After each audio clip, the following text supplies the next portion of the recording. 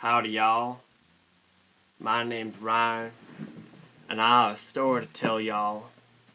The story begins when I'm texting, and I'm like, oh snap, I'm gonna go get me some grits, and I can't get any grits unless I go to the Piggly Wiggly, so I hop in my pickup Ford Fusion, and I get on over there.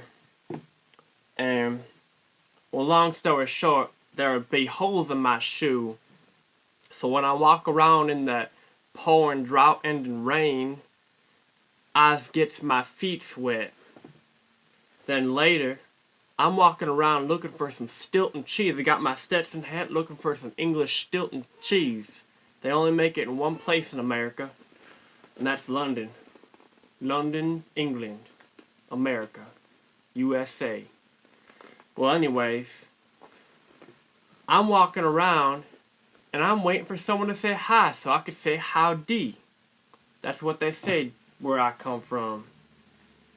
Michigan. And anyways, I'm walking around, no one's saying hi to me. I'm like, what are these Yanks doing to a, old drawl guy like me? In the Bible, in my King James Bible, it doesn't say that you should be doing that.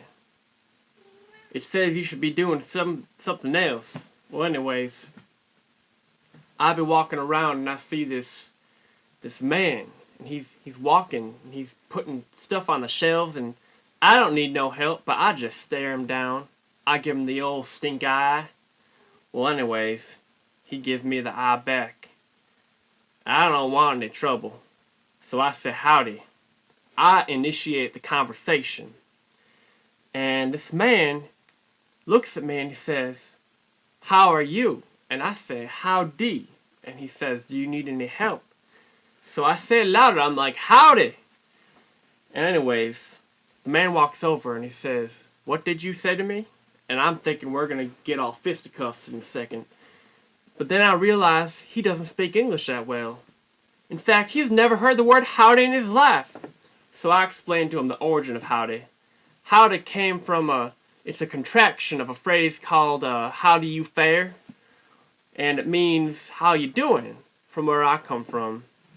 Well, anyways, I get done explaining this to this guy, and he says, what's a contraction? So I say, you know the word goodbye? Because, I'm a Christian, like all good King James reading people are. And I said, well, goodbye means God be with you. I want to bring God into the conversation, season it with a little salt. Anyways, this man's been blessed by my conversation with him, and I hope he's been entertained by the fact that something that I won't even have to mention to you folks out there, you nice folks sitting at home, whittling away at your sticks, trying to make little ducks you can put in a row on your top of your mantle and stuff, while old Blue was howling to that sweet picking fiddle music on the radio, right by the fire where it's warm, by the hearth. I don't know which one it is. You decide. I'll just say both. You just decide which one you want. Anyways, I keep walking, doing my thing. I see a couple of black people, and I'm like, howdy. Howdy. And they just keep walking by. And they say stuff to each other, and I don't know what they're saying. They don't know what I'm saying. It's sort of like I'm invisible or something. Anyways, I keep walking, and I see these hipsters. If you don't know what a hipster is, it's someone that wants to look different than everyone else around them because they want some kind of like attention or something. I don't understand it. Well, anyways, I see these hipsters, and they'd be called shysters if I had a choice, because they're so shy they don't want to talk to me. I want to talk to them because I'm just very much interested in what they're all about and trying to figure it out and see why they're doing what they're doing, not reading their King James Bible, dressing like normal people. This lady, she shaved her head bald, and the guys had long hair. I'm like, what's the deal? You guys better switch around or something. I'm confused. I keep walking, I see this black man, and I say, giddy up, partner. And he's like, "Oh man, you have a good day," or something like that, or I don't remember. Anyways, he's very enthused by this remark I made to him. I keep walking, and lo and behold, I see a searchlight, a little lantern, because I've been looking for a searchlight so I can search for other stuff I'm looking for. Well, I guess I need a searchlight before I can start searching, so I guess I wasn't searching for one to begin with anyways. Well, I see that there's a line, so I get in line. I've got my butter, I've got my toaster strudels, I've got my light brown sugar to make some cooking.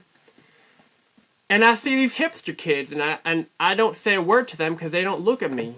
They just look at me and look away, and I guess they did look at me, but I didn't have time to look at them and say anything, so they just walk off, and I walk up to this big cashier lady. She's black, and I say, "Howdy."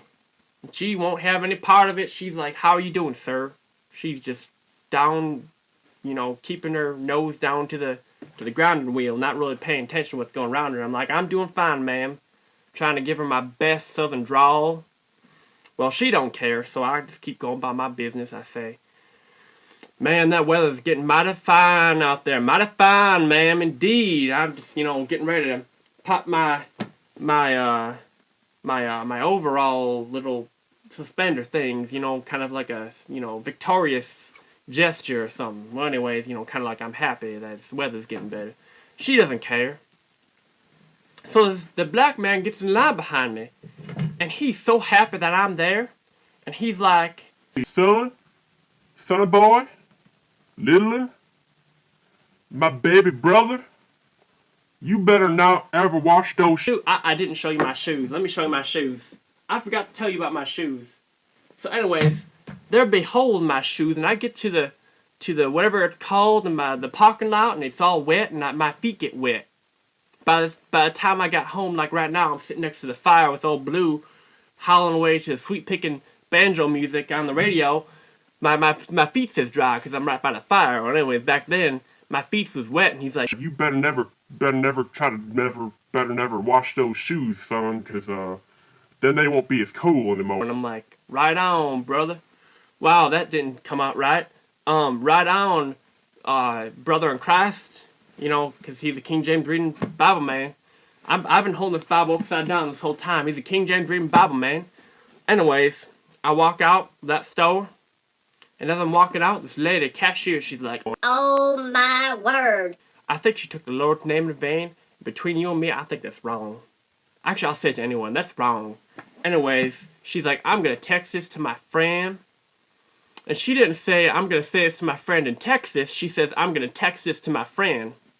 Anyways, I get outside, and someone else, they honk the horn at me. They think I'm like a pretty lady or something. I don't know what they're thinking. I hope they're not thinking that. I've got shorter hair than that lady. Actually, no, that lady had shorter hair than me. That hipster lady, she had pretty short hair. Well, anyways, I've got short enough hair to be deemed a man, so I get my Ford Fusion pickup truck, V6/8/12/ whatever makes America the best. Go USA. And I drive myself home. And I hope I'm not driving you crazy with my terrible southern drawl, but that's my story of the day. Howdy.